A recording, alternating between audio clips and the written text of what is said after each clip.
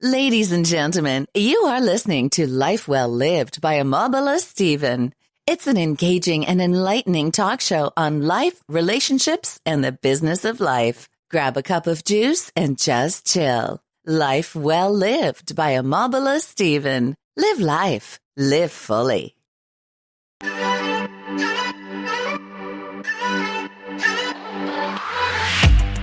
Aren't you tired of the drama?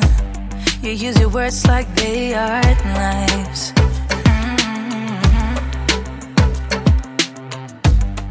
I don't need that type of drama and trying to be tough all the damn time.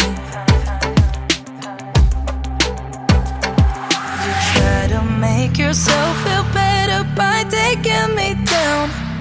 Once I fell, but now I'm strong. I'm ready for the rematch. Shoot me down, don't you know I get up?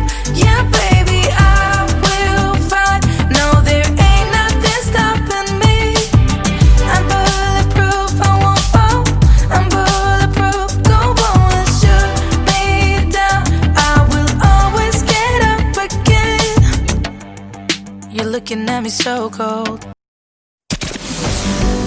Welcome, everybody, to this week's episode. We really appreciate you joining us. This podcast really shows us how we can all learn, live, and thrive off of each other. By sharing our knowledge through our conversations, we will impart some knowledge whilst learning ourselves how to progress even further. Here is your host.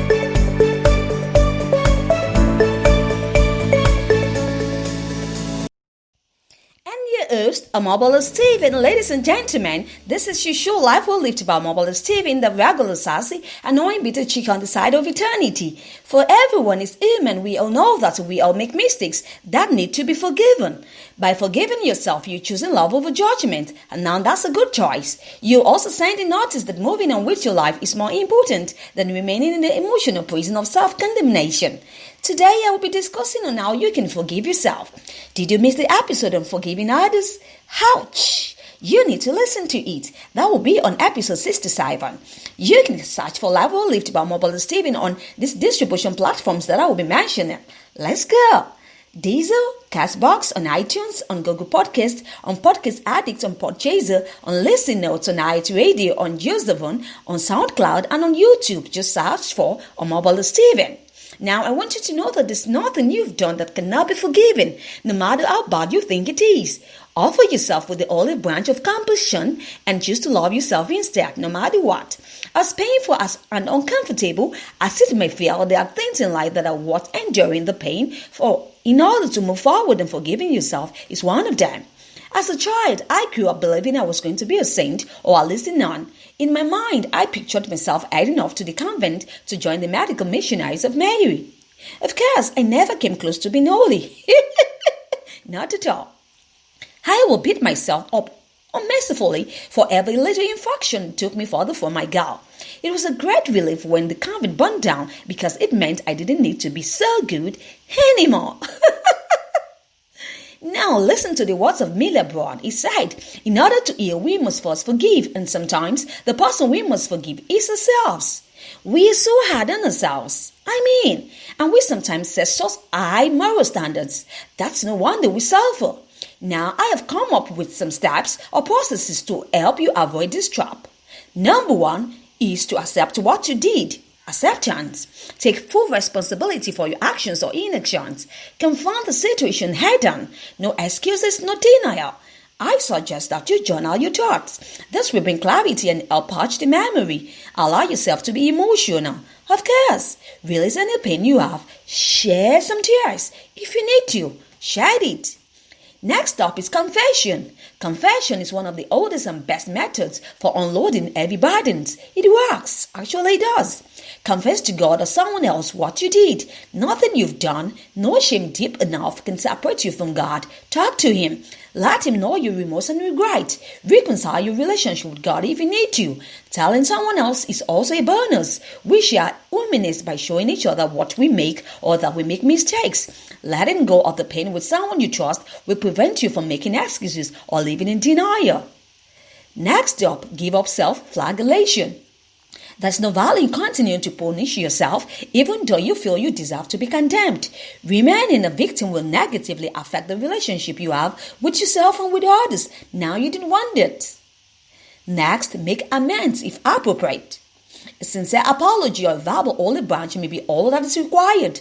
Perhaps you need to return something or pay back money that you owe. A word of caution here: for every choice there's a consequence. Sometimes you can create more damage by the way you make amends. Be discerning. It is imperative you proceed with the right intentions, having no expectations about the outcome.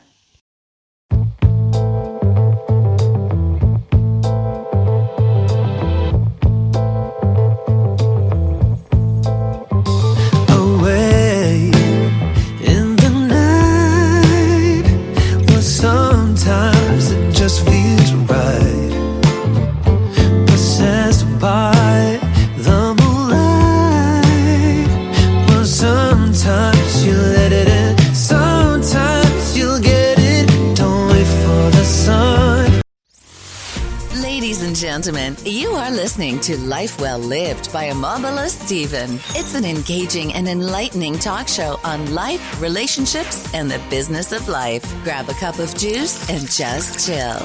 Life Well Lived by Omobola Stephen. Live life. Live fully.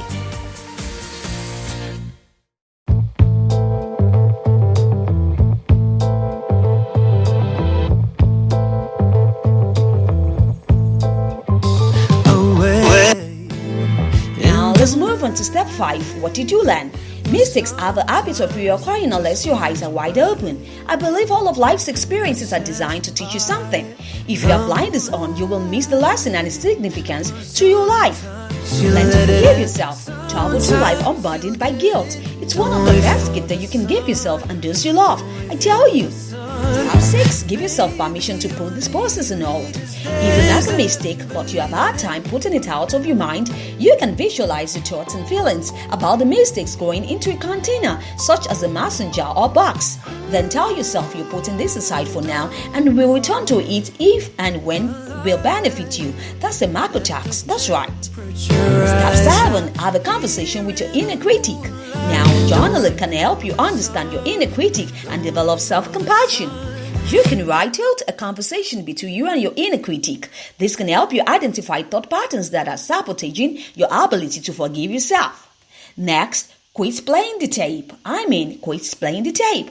It's human real nature to spend time and energy replaying our mistakes in our head. While some processing is important, going over what happened again and again won't allow you to take the proper steps to forgive yourself. So go ahead and take 3 to 5 deep breaths or go for a walk. Sometimes I just listen to music and this does wonders to my spirit. I tell you. Let's move on. Get clear about what you want. If the mistake you made hurt another person, you need to determine the best course of action. You have the power to do that. Do you want to talk to this person and apologize? Is it important to reconcile with them and make amends? Now, these are truly important questions. If you're on the fence about what to do, you might want to consider making amends. This goes beyond just making surface amends. You need to think deep and know this is really what you want. Step number 10, seek professional help if necessary. Now, if you're struggling with forgiving yourself, you may benefit from talking to a professional, like talking to a counselor who can help you learn how to Take away these unhealthy patterns out of your life and learn new and healthy ways of coping with mistakes. Once you can identify what you're feeling, give a voice to it and accept that mistakes are inevitable. Now let me repeat myself, and this is very important. Once you're able to identify what you're feeling, you need to give a voice to it and accept that mistakes are inevitable. No one is perfect, including you and I. You will begin to see how freeing forgiveness can be when you start this process.